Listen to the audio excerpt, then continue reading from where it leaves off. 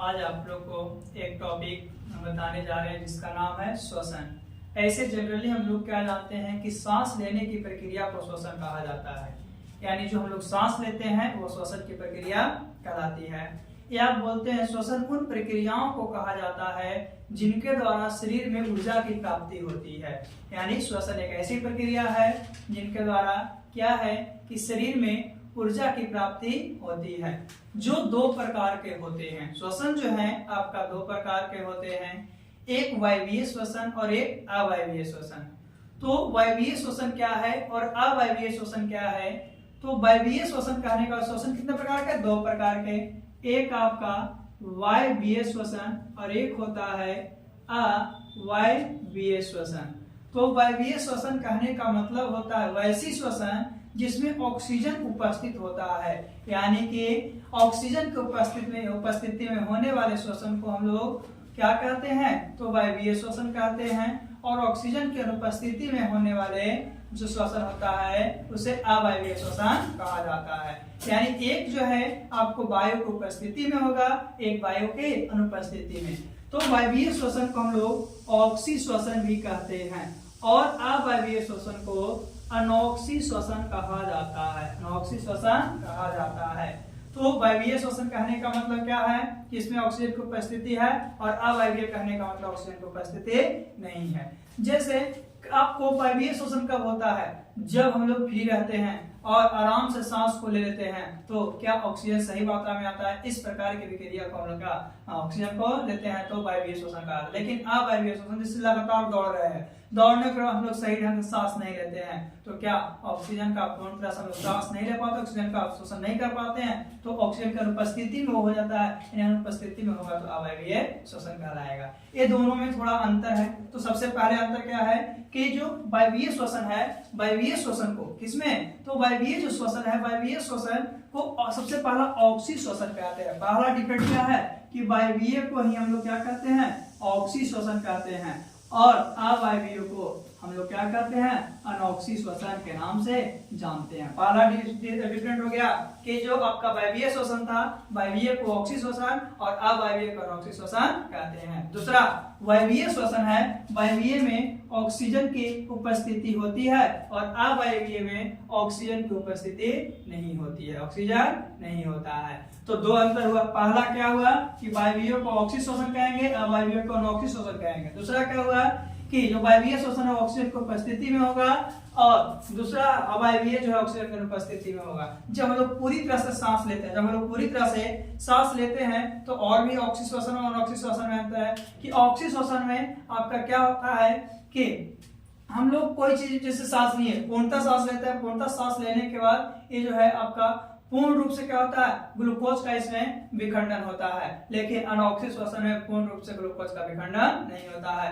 और जब नहीं होगा तो उसमें एक प्रकार का अम्ल का निर्माण होता है जिसे लैक्टिक अम्ल कहते हैं, और लैक्टिक अम्ल के कारण शरीर में दर्द का एहसास होता है। लगेगा क्या कि शरीर है जो पूरा दर्द हो गया है, तो दर्द का कारण होता है लैक्टिक अम्ल। दर्द का कारण क्या होता है? लैक्टिक अम्ल। तो वायवीय श्वसन जो है आपका, वायवीय में हम लोग पूरा सांस ले रहे हैं तो अधिक ऊर्जा मुक्त होगा, लेकिन अवायवीय में क्या होगा? आपका अधिक ऊर्जा मुक्त नहीं होगा। यानी वायवीय में जो है आपका अधिक ऊर्जा मुक्त होगा और अवायवीय में है जो कि कम ऊर्जा मुक्त होगा, कम ऊर्जा मुक्त होगा। वायवीय श्वसन है उसमें पूर्ण ऑक्सीकरण होगा, लेकिन अवायवीय श्वसन है उसमें पूर्ण ऑक्सीकरण नहीं होगा, पूर्ण ऑक्सीकरण नहीं होगा।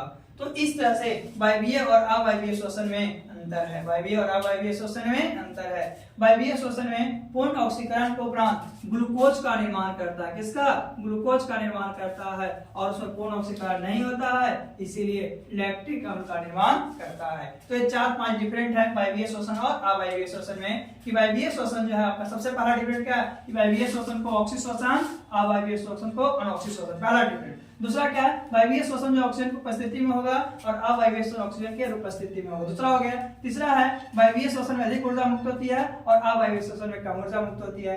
फिर चौथा है वायवीय श्वसन में पूर्ण ऑक्सीकरण होता है, लेकिन अवायवीय श्वसन में पूर्ण ऑक्सीकरण नहीं होता है। वायवीय श्वसन में ग्लूकोज का निर्माण होता है और अवायवीय में लैक्टिक अम्ल का निर्माण होता है। तो दोनों श्वसन में अलग अलग क्रिया है। ये आपका जब भी पूछता है 2 नंबर पे पूछता है कि वायवीय श्वसन और अवायवीय श्वसन क्या है। जब 2 नंबर पूछता है तो 5 डिफरेंट बताना को ज्यादा नहीं। फिर है कि जैसे श्वसन है, तो श्वसन के लिए अलग अलग जीव के लिए अलग अलग अंग होता है। श्वसन जो है अलग अलग जीव के लिए उसमें अलग अलग अंग होते हैं। जैसे आपका जितने भी स्थलीय कीट है, जितने भी स्थलीय कीट है उसके लिए श्वास नली या ट्रैकिया का, किसके लिए? स्थलीय कीट के लिए। किसके लिए? स्थलीय कीट के लिए आपका क्या है? तो ट्रैकिया या श्वास नली, ट्रैकिया या श्वास नली। जितने भी मनुष्य है, मनुष्य यानी जितने भी उच्च श्रेणी के जंतु है उसके श्वसन अंग के लिए फेफड़ा, यानी उच्च श्रेणी के जंतु के लिए क्या है? फेफड़ा है। और पानी में रहने वाले के लिए जैसे मछली, ये सब के लिए गिल्स और गलफड़ा है, गिल्स और गलफड़ा है। लेकिन कुछ कुछ ऐसे भी होते हैं जो क्या अपने त्वचा से, किससे?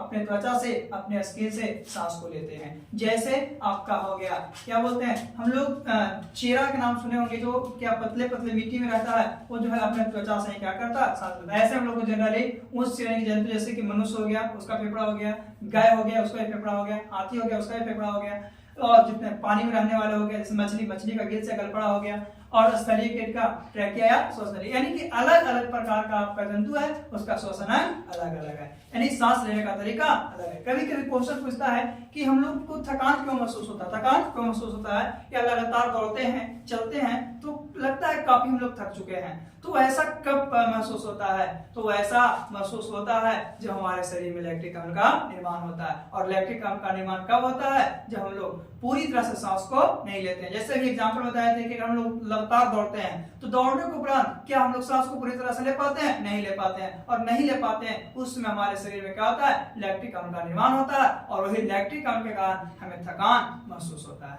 आगे हम लोग थोड़ा सा जानते हैं वायवीय श्वसन और अवायवीय श्वसन में जाने की क्या डिफरेंट है, श्वसन क्या है। कभी कभी ऐसा होता है कि सांस लेने की क्रिया, सांस लेते भी हैं और छोड़ते भी हैं, सांस लेते भी हैं और छोड़ते भी हैं, तो जब दोनों साथ साथ होता है उस क्रिया को हम लोग श्वासोच्छ्वास के नाम से जानते हैं। श्वासोच्छ्वास किसको कहेंगे? तो सांस लेने की क्रिया और सांस छोड़ने की क्रिया को क्या कहा जाता है? श्वासोच्छ्वास कहा जाता है। और एक तो मनुष्य की बात कर रहे थे, पेड़ पौधे में क्या है? तो पेड़ पौधे में रंध्र के द्वारा, पेड़ पौधे में रंध्र के द्वारा विसरण क्रिया से गैसों का आदान प्रदान होता है, और उसी के माध्यम से वो क्या करता है कि कार्बन डाइऑक्साइड को। दूसरी बात है, हम लोग कार्बन डाइऑक्साइड को छोड़ते हैं तो पेड़ पौधा उसे ऑब्जर्व करता है, और पेड़ पौधा क्या करता है? ऑक्सीजन को छोड़ता है, उसे हम लोग क्या करते हैं? ऑब्जर्व करते हैं। तो अलग अलग जो है अलग अलग होता है। तो मनुष्य जो है, मनुष्य में फेफड़ा जो है, फेफड़ा के अंदर आपका 3 × 10⁸ कितना?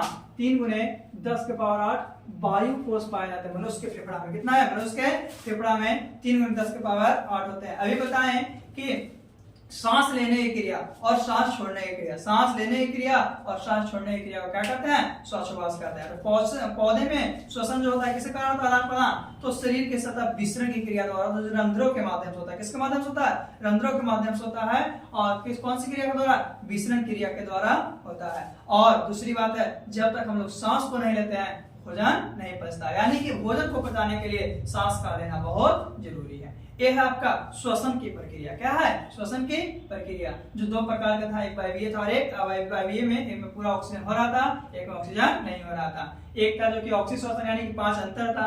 फिर हम लोग देखे कि इसका कौन सा अंग है और कौन सी में होता है। फिर सांस लेने की क्रिया और छोड़ने की क्रिया को क्या कहा जाता है। तो इस तरह से हम लोग को श्वसन अंग, लेकिन श्वसन अंग का निर्माण होता है कैसे? तो मनुष्य में आपका नासिका छिद्र हो गया, ए हो गया, फिर लैरिकस हो गया, स्वर तंत्र हो गया, और श्वास नली के एक सब मिलकर ही क्या करता है? एक श्वास नली का निर्माण करता है। फेफड़ा सब मिलकर क्या करता है? श्वास नली का निर्माण करता है। और मनुष्य के फेफड़ों में श्वसन गैस के आदान प्रदान के लिए 400 से 800